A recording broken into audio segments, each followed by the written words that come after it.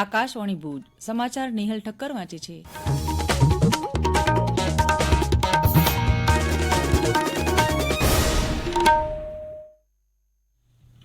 નમસ્કાર.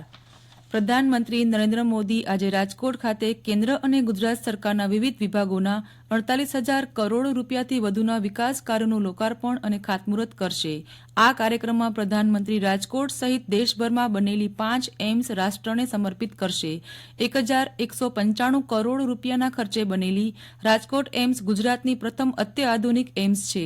પ્રધાનમંત્રી કચ્છના 16,200 કરોડ રૂપિયાથી વધુના ખર્ચે પાવર પ્રોજેક્ટ્સનું લોકાર્પણ અને ખાતમુહૂર્ત તેમજ નવા મુન્દ્રાથી પાણીપત ક્રૂડ ઓઇલ પાઇપલાઇન પ્રોજેક્ટ્સનું ખાતમુહૂર્ત કરશે તેમજ NHAIના વિવિધ વિકાસ કાર્યોનું લોકાર્પણ અને ખાતમુહૂર્ત કરશે, જેમાં ભાવનગરમાં નિર્માણ થયેલા 2 હાઇવેનું લોકાર્પણ અને કચ્છમાં બનનારા નવા 6 લેન હાઇવેનું ખાતમુહૂર્ત કરશે.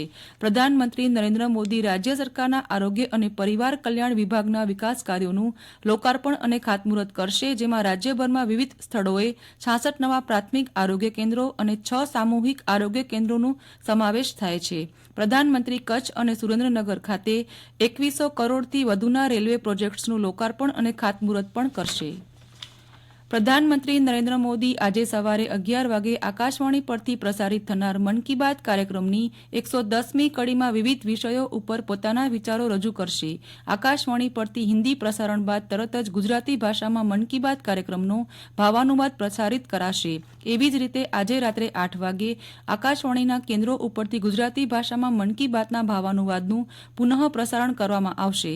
આ કાર્યક્રમ આકાશવાણી અને દૂરદર્શનના તમામ નેટવર્ક, આકાશવાણી વેબસાઇટ અને news on air mobile app પર પ્રસારિત કરવામાં આવશે. ઉપરાંત આકાશવાણી ડીડી ન્યૂઝ, પીએમઓ અને માહિતી અને પ્રસારણ મંત્રાલયની યુટ્યુબ ચેનલો પર પણ તેનું જીવંત પ્રસારણ કરવામાં આવશે.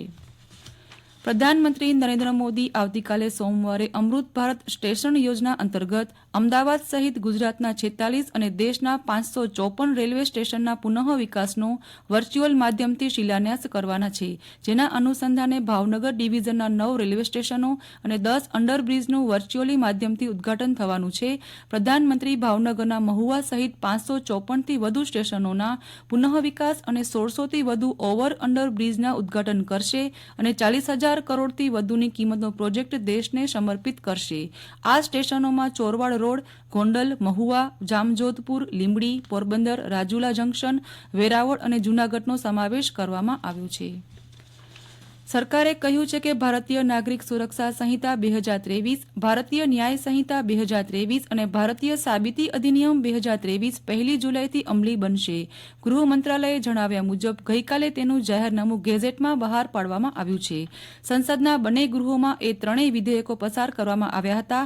એ કાનૂન ભારતીય દંડ સંહિતા 1860, દંડ પ્રક્રિયા સંહિતા 1898 અને ભારતીય સાબિતી અધિનિયમ 1872નું સ્થાન લેશે.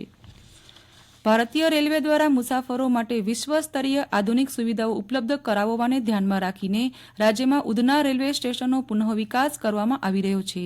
ઉધના સ્ટેશન પશ્ચિમ રેલવે ઝોનના વહીવટી નિયંત્રણ હેઠળ આવે છે. અમૃત ભારત સ્ટેશન યોજના હેઠળ પુનઃ વિકસિત કરવામાં આવી રહેલા આધુનિક અને સ્માર્ટ સ્ટેશન પર મુસાફરો માટે વિવિધ ઉપયોગી જેવા કે માહિતી, પાણી, શૌચાલયો, ખોરાક, ટિકિટિંગ, ટ્રેનમાં ચડવું હશે.